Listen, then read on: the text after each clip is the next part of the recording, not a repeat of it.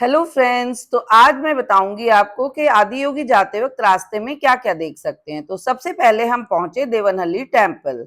इन शांत गलियों में कदम रखते ही इतिहास और सुकून की एक अनोखा एहसास होता है। इन गोपुरम पर की गई नक्काशी और ये चटक रंग अपनी कलाकारी से देवताओं की पौराणिक कहानियों को बयां करते हैं। और इसके बाद हम पहुंचे देवनहल्ली फोर्ट। हालांकि दोपहर होने की वजह से ये फोर्ट बंद था, तो हम इसके अंदर तो नहीं जा पाए, लेकिन बाहर से ही इन पथरीली दीवारों के पास से गुजरना और इन ऐतिहासिक दरवाजों को पार करना ऐसा लगता था जैसे हम इतिहास के किसी पन्ने में कदम रख रहे हैं। मुझे लगता है ये देवनहल्ली फोर्ट भी अंदर से बहुत ही अच्छा रहा होगा। इसके बाद हम पहुंच गए भोगनंदेश्वर टेम्पल, जो कि नंदी हिल्स की शांत पहाड़ियों में बसा है, जहां हर एक खंबा कला का एक बेजोड़ नमूना है। पुराने समय के शिल्पकारों की बारीकी देखकर हैरान रह जाना पड़ता है, मानो हर पत्थर में जान फूंक दी गई हो। नंदी हिल्स की शांत पहाड़ियां और ये मंदिर देखकर ऐसा लगता है कि आपने किसी इतिहास में कदम रख दिया है। यहाँ आकर इतना सुकून मिलता है कि मैं आपको बयां ही नहीं कर सकती हूँ।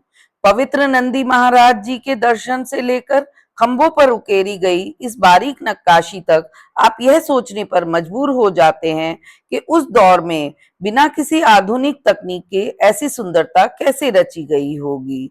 अब हम रास्ते का आनंद लेते हुए जा रहे थे कि रास्ते में चारों तरफ फैले गेंदे के इन खूबसूरत खेतों को रुक कर देखे बिना मन ही नहीं माना, और यहाँ रुककर मन को एक नई ताजगी का एहसास हुआ। जैसे जैसे दिन ढलता जा रहा था, वैसे ही इन सुंदर पहाड़ियों के बीच में ये ढलता सूरज आपको रुककर कुछ फोटो खिंचवाने के लिए मजबूर ही कर देगा।